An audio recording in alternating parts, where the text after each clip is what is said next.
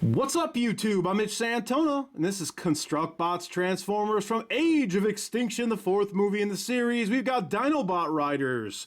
Little bag full of Optimus Prime. Look at that thing. Ooh, he's gonna ride on my Grimlock. I can't wait.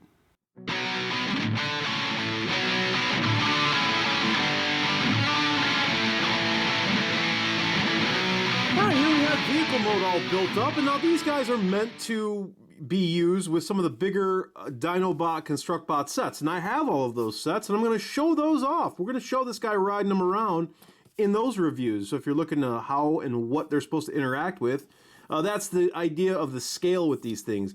But if you're not going to get the bigger sets, these still are very fun on their own, in their own rights. You know, these little guys are highly collectible, I think, and having a little tiny pocket-sized Optimus that you can transform and construct and deconstruct is always a win. Okay, so let's just get this guy all unclipped. Now I've unclipped all these little bits here just to speed up the process of showing you what it all entails, because they clip in very, very tight. All of these guys really do clip in extremely tight. I'm going to need to get something. My hands don't go in there to pick the head out. Let's use his gun. How's that? There we go. So that's what that little thing is for on his gun. For guys with hands of the Sasquatch scale. So here we have Optimus. Very cute looking Optimus Prime. There, we get that ball joint back in there.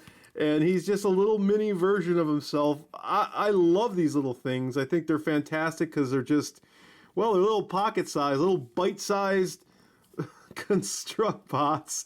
He looks a little, I'm giggling because he looks like Gears, but there you go, Optimus Prime, all 2.5 inches tall of him. All right, so I've replaced the Autobot symbol, put that here, gave him his gun, and this guy's got some posability. He's got ball joints here and here. His head goes up and down. Ball joints on his hips. Ball joints on his knees and ankles. So he's got lots of posability and playability in this teensy-weensy little package. That does it for me, folks. Stay tuned for the Grimlock ConstructBots review, where I'm going to have this guy riding on top of him. And if you guys are looking for ConstructBots, Age of Extinction toys, and all kinds of other stuff, check out Big Bad Toy Store. There is a link below.